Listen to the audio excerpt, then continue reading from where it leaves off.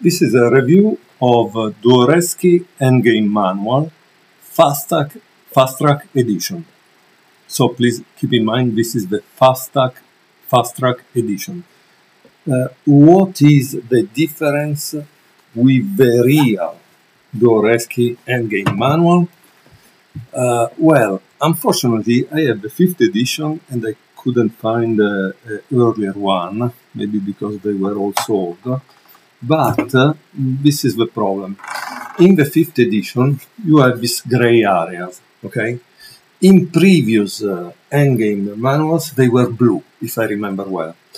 And it was beautiful, because I like colors, and I think every human being likes colors, more or less. We don't like black and white, gray, come on. It's depressing, right? Colors are beautiful. In any case, Dvoretsky did this thing because he said he knew that it was a very huge endgame manual which covered everything and which would clearly bring you at Grandmaster level if you studied it, but he knew that most people wouldn't study this kind of manual because they were not professional, because they wanted to learn chess, but obviously they had other parts of their life, right?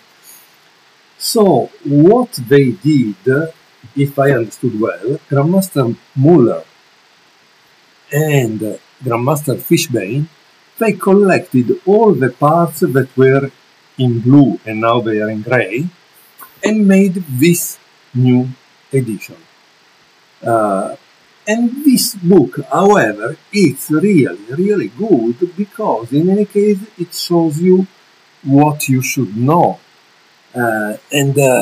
It's, however, more than 200 pages, so it's not little to study, because it's quite packed in information.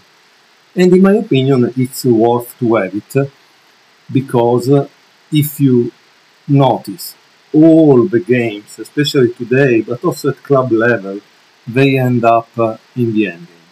In the endgame, if you know some basic rook endgames or some pawn endgames, you will save a point or win the game. So, save, it happened to me.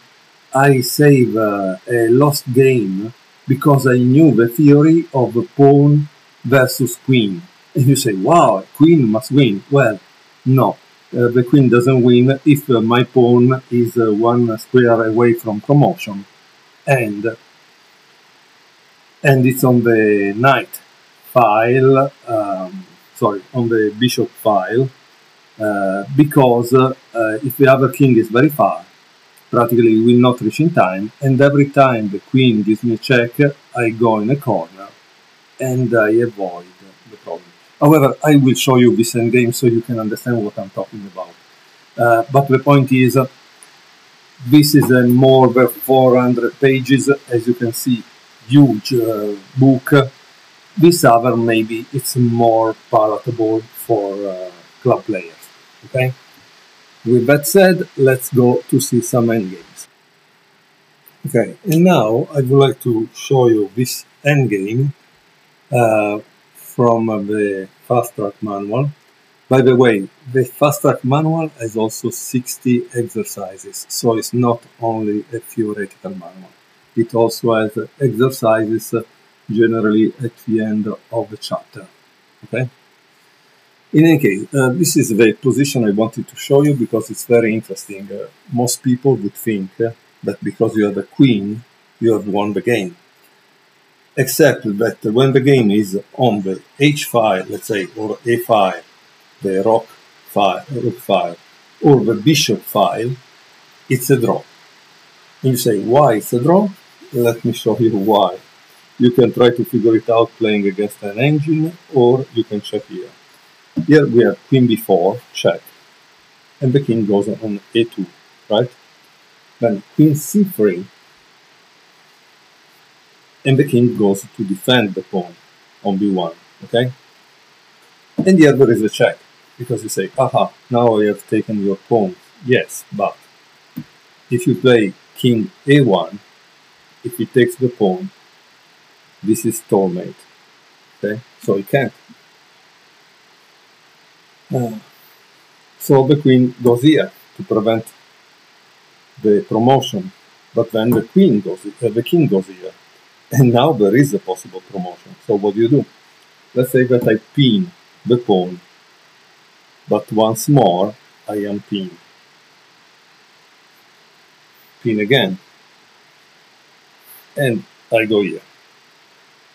So as you can see, this is a draw, and it happened to me in a game. It was quite interesting because the other player was stronger, but he strangely didn't study the endgames, and he was totally puzzled. We played this for 50 moves, and at the end I was laughing because it was clear that he didn't study the endgame.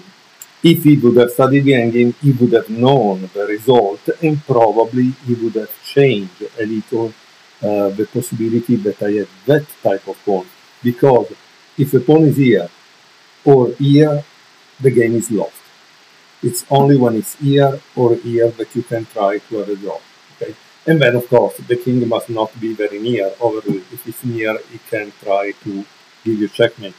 But this is a very interesting thing. And it happens also sometimes with the rook. When one has a rook, the other king is far. If a white player, in this case, doesn't have the right technique, he doesn't know how to win, he will not win. And I drew a game against an 1800 rated player. Instead, the engine will not have any problem and he will win all the time. So that's terrible. So this was one of the endgames of this beautiful endgame manual. Try to get one and learn from it, because that will really save you a lot of points, or will make you good points.